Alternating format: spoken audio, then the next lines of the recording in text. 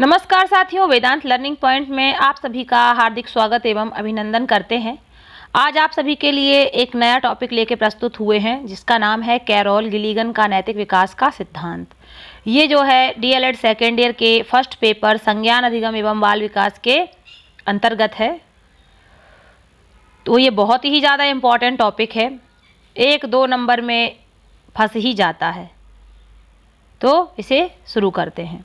हो सकता है कि दीर्घ उत्तरीय में फंस जाए तो और ही बढ़िया है। कैरोल गिलिगन के बारे में समझना अति आवश्यक है क्योंकि इनके द्वारा नैतिक विकास के संदर्भ में महत्वपूर्ण विचार प्रस्तुत किए गए हैं। कैरोल गिलिगन का जन्म 28 नवंबर 1936 को न्यूयॉर्क शहर में हुआ था। उन्होंने हार्वर्ड विश्वविद्यालय से सन 1964 में सामाजिक मनोवैज्ञानिक डॉक्टरेट की उपाधि प्राप्त की। सन 1967 ईस्वी में हार्वर्ड में ही शिक्षण कार्य प्रारंभ कर दिया।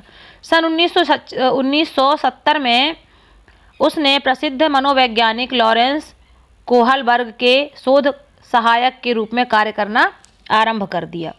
इसके बाद जैसे ही गिलिगन ने यह अनुभव किया कि वह ज्ञान के क्षेत्र में अस्तित्व रखती है, तो उसने नैतिक विकास संबंधी विचारों को प्रकट करना प्रारंभ कर दिया। कैरोल गिलिगन ने अपने विचारों को प्रारंभ लॉरेंस कोहलबर्ग की आलोचना से किया। उसका मानना था कि कोहलबर्ग ने अपने नैतिक विकास के पक्ष में महिलाओं का अध्ययन नहीं किया है। उन्होंने जो भी सिद्धांत प्रस्तुत किया है वह पुरुष वर्ग को ध्यान में रखकर किया है। कोहलबर्ग ने यह प्रस्तुत किया कि पुरुष वर्ग द्वारा किसी व्यक्ति की देखभाल करना अधिक प्रभावी होता है, जबकि महिला वर्ग इस तथ्य में कमजोर होता है। इसी प्रकार मनोविश्लेषणात्मक दृष्टिकोण के प्रतिपादक मनोवैज्ञानिक फ्रायड ने भी यह सिद्ध किया है कि महिलाएं पूर्णतः संवेगात्मक होती हैं। वह अपने परिवार एवं माँ से ही पूर्णतः लगाव रखती हैं तथा उनमें व्यापक दृष्टिकोण का अभाव होता है। इन विचारों का गिलिगन ने विरोध किया तथा यह सिद्ध करने का प्रयास किया कि महिलाएं नैतिकता के मामले में कमजोर या छोटी नहीं हैं। एरिक्सन द्वारा भी गिलिगन के सिद्धांत का समर्थन किया गया। एरिक्सन ने बताया, जब महिला अपनी माता से पृथक होती है तब उसके अंदर नैतिक विकास की स्पष्ट छवि देखने को मिलती है। वह नैतिकता के आधार पर ही जिस परिवार के साथ वर्षों रही है उसे छोड़कर अपने पति के परिवार के साथ चली जाती है। इस प्रकार की स्थिति में नैतिक विकास की स्थिति सर्वोपरि होती है। कैरोल गिलिगन द्वारा अपने सिद्धांत की विवेचना को 3 भागों में विभाजित किया गया है, जिसमें उसने बड़े ही स्पष्ट ढंग से नैतिक विकास की व्याख्या को स्पष्ट किया है।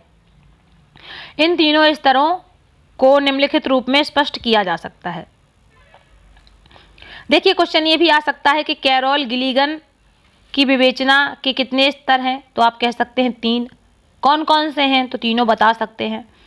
तो ये जो लंबा क्वेश्चन है दीर्घ उत्तरीय, इसमें से बहुविकल्पीय, अति लघु उत्तरीय, लघु उत्तरीय और दीर्घ उत्तरीय, ये सारे क्वेश्चन आपके तैयार हो जाते हैं और आप अच्छे तरह से कॉन्सेप्ट को समझ जाते हैं कि इसकी मतलब कि कॉन्सेप्ट क्या है जो भी आप देख रहे हैं, पढ़ रहे हैं।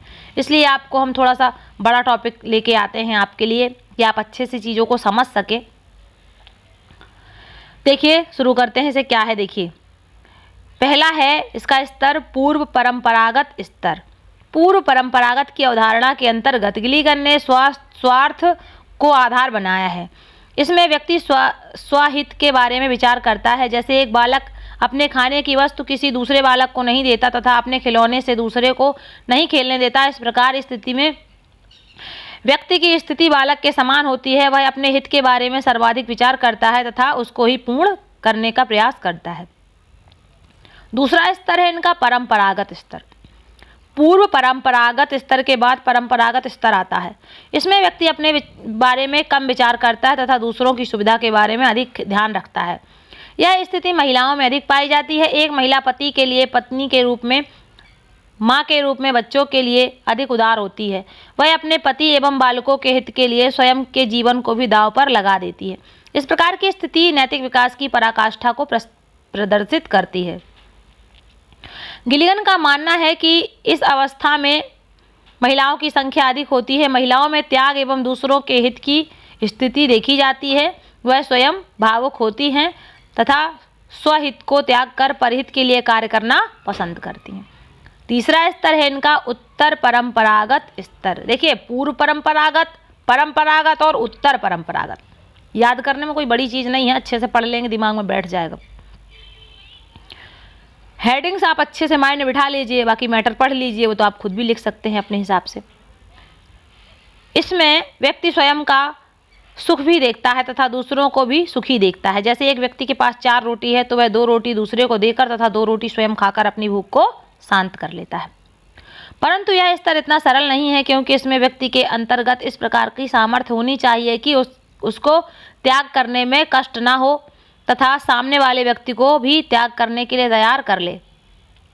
इस प्रकार की स्थिति में ज्ञानी व्यक्ति ही पहुंच पाते हैं। इस प्रकार की स्थिति जन सामान्य के लिए कठिन होती है। उपरोक्त विवेचन से यह स्पष्ट होता है कि गिलिगन महिलाओं में नैतिक विकास की स्थिति को सर्वाधिक रूप से अच्छे तरीके से स्पष्ट कर सकती है। इस तरह से ये आपका पूरा टॉपिक संपन्न हुआ। आप सभी का धन्यवाद। आप सभी का दिन